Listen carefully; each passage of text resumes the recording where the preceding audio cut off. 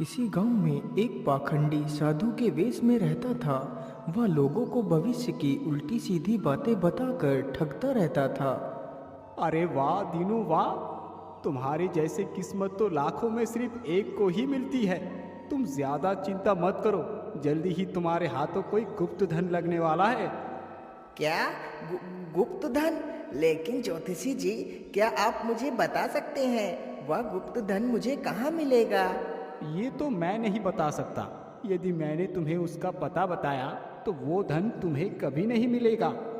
अरे ज्योतिषी जी, क्या आप दीनू की ही किस्मत देखते रहेंगे? कुछ हमारे बारे में भी तो बताइए, आखिर हमारे भाग्य में क्या लिखा है? हाँ हाँ देखता हूँ भाई, जरा ठहरो। अरे दीनू, तुम जल्दी से दक्षिणा दो और जाओ अपने गुप्त धन की तलाश करो। हाँ हाँ हाँ हाँ, ये लीजिए ज्योतिषी जी। इस प्रकार वह ब्राह्मण एक एक करके सभी को ठगता है।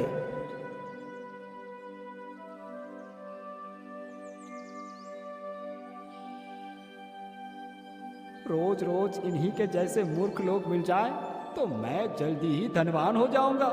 चलो अब घर चलता हूँ।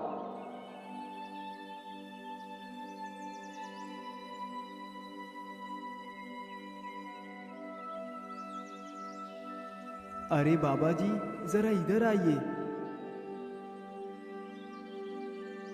बोलो पुत्र, क्या बात है? तुमने मुझे क्यों बुलाया है? तुम्हें क्या पूछना है? बाबा जी, मैं बहुत परेशान हूँ। मैं 3 वर्षों से अपने लिए सुंदर पत्नी की तलाश कर रहा हूँ, परंतु मुझे अभी तक कोई नहीं मिली। मैं जहाँ भी जाता हूँ वहाँ सब मुझे मना कर देते हैं। आप मेरा हाथ देखकर बताइए कि मेरे भाग्य में कोई स्त्री है भी या नहीं। अरे पुत्र, तुम चिंता मत करो, मुझे अपना हाथ दिखाओ। फिर वह व्यक्ति उसे अपना हाथ दिखाता है। पुत्र, तुम्हारे भाग्य में तो बहुत ही सुंदर स्त्री है। क्या आप सत्य कह रहे हैं बाबा जी? सच में मेरे भाग्य में बहुत सुंदर पत्नी है? हाँ पुत्र, मैं एकदम सत्य कह रहा हूँ। तुम्हारे हाथ की रेखा यही बता रही है। बाबा की झूठी बातों पर वह विश्वास कर लेता है और उसे खुश होकर काफी धन दे देता है। वह साधु दिन भर ऐसा ही करता है। वह लोगों को बेवकूफ बनाकर काफी सारा धन इकट्ठा करता है।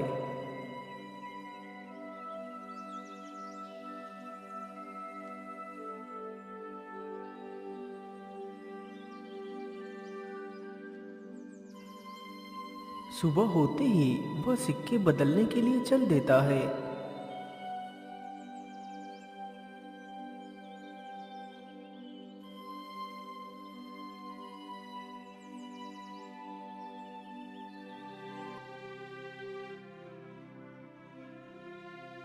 वह दूसरे शहर जाकर उन सिक्कों को चांदी के सिक्कों में बदलवा लेता है।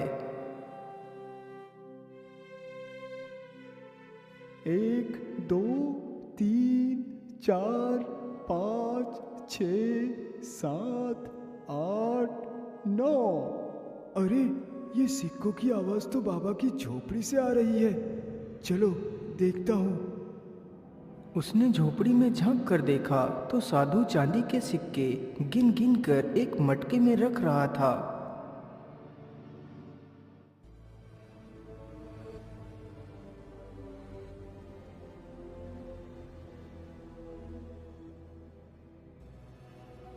अरे, इन बाबा के पास इतने सारे चांदी के सिक्के कहाँ से आए?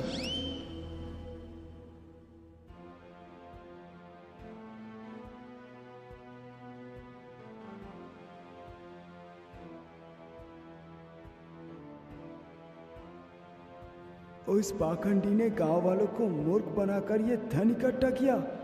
वो खाना मांग कर खाता है, फिर धन का क्या करेगा? उस लालची को सबक सिखाना ही पड़ेगा।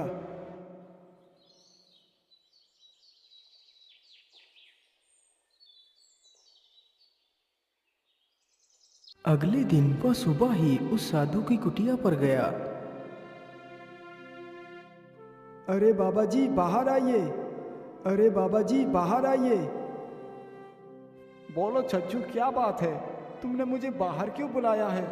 बाबा जी, मेरी पत्नी चाहती है आप हमारे घर आकर भोजन करिए। ठीक है पुत्र, मैं अवश्य आऊंगा। फिर वह वहां से चला जाता है।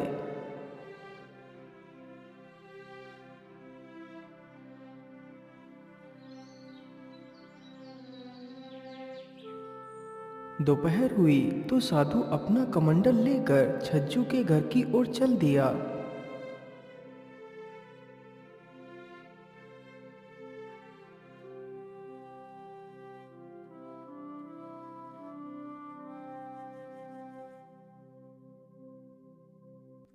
आइए महाराज, धन्य भाग्य हमारे जो आप हमारी कुटिया में पधारे।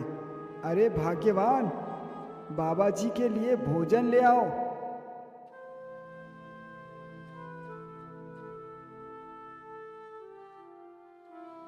साधु ने भोजन करना शुरू कर दिया। थोड़ी ही देर में वह सारा भोजन खा गया। छज्जू और उसकी पत्नी ने उसे 1 रुपया दक्षिणा देकर विदा किया। हाय राम, मैं तो लुट गया, बर्बाद हो गया। क्या हुआ सज्जू, तुम इस प्रकार क्यों चिल्ला रहे हो? मैंने बैल खरीदने के लिए मटके में सुबह चांदी के 100 सिक्के गिनकर रखे थे, परंतु अब वो मटका वहां से गायब हो चुका है। परंतु पुत्र, ऐसा कैसे हो सकता है? क्या कोई बाहर का आदमी घर में आया था? बाहर का आदमी कौन आता? घर में पत्नी के अतिरिक्त कोई नहीं था। हाँ, दोपहर में कुठिया वाले बाबा जरूर आए थे। वो बाबा क्या घर के अंदर भी गए थे? हाँ, मेरी पत्नी ने बाबा को भोजन के लिए बुलाया था, इसीलिए वो घर के अंदर गए थे। तुम घबराओ नहीं पुत्र, चलकर उस साधु की तलाशी लेते हैं। इन साधुओं का कोई भरोसा नहीं। नहीं, ऐसा मत कहो, वो साधु ऐसे नहीं है। पूरा गांव उनकी पूजा करता है, मुझे पाप लगेगा। वो तो हमें वहां जाकर ही पता चलेगा। फिर वह सब साधु की कुटिया के बाहर पहुंच गए। शोर सुनकर साधु बाहर आता है। अरे क्या बात है, तुम लोग यहाँ क्यों इकट्ठे हुए हो? 2-3 आदमी कुटिया में घुस गए और साधु का सारा सामान उलट पलट डाला। तभी एक की नज़र कोने में रखे मटके पर पड़ी। उसने उसके अंदर देखा तो उसमें चांदी के सिक्के थे। फिर वह उसे बाहर लेकर जाता है। अरे मिल गए, मेरे रुपये मिल गए। भगवान ने मेरी सुन ली, अब मैं बैल खरीद पाऊंगा। अरे ये छज्जू मेरे सिक्के को अपना क्यों बता रहा है? परंतु अगर मैं ये बात बताऊंगा कि ये मेरे सिक्के हैं, तो ये सब लोग मुझसे प्रश्न करेंगे कि ये सिक्के मैं कहाँ से लाया हूँ। इस समय चुप रहना ही उचित है। भैया, इस साधु को मैंने आज खाना खिलाया, दक्षिणा दी, लेकिन मुझे क्या मालूम था ये चोर है। मैंने 100 चांदी के रुपये जमा कर रखे थे। ये रुपये मेरे ही है, यकीन ना हो तो गिन कर देख लो। ठीक है, मैं गिनता हूँ सभी सिक्कों को। 1, 2, 3, 4, 5, 6, 7, 8, 97, 98, 99 और ये 100। अरे सचमुच ये तो पूरे 100 सिक्के हैं। चलो चुपचाप यहाँ से निकल लेता हूँ, नहीं तो ये भीड़ मेरा कचुम्बर बना देगी। अरे रुकिए बाबा जी, अब कहाँ जा रहे हो? थोड़ा प्रसाद लेते जाइए। फिर सोमू ने उसके 5 डंडे लगाए। अरे अरे, मुझे छोड़ दो, मैं आज के बाद किसी को भी मूर्ख नहीं बनाऊंगा। कृपा कर मुझे छोड़ दो। वह बेचारा अपना कमंडल लिए बिना ही वहां से भाग गया। भैया, वो साधु लालची को ढोंगी था।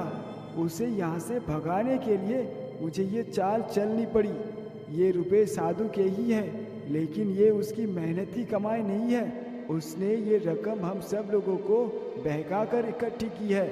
मैं ठहरा गरीब आदमी, मेरे पास चांदी के पैसे कहाँ से आएंगे? पुत्र, यदि आज तुम इस ढोंगी का पर्दाफाश नहीं करते तो ये ऐसे ही हमें ठगता रहता।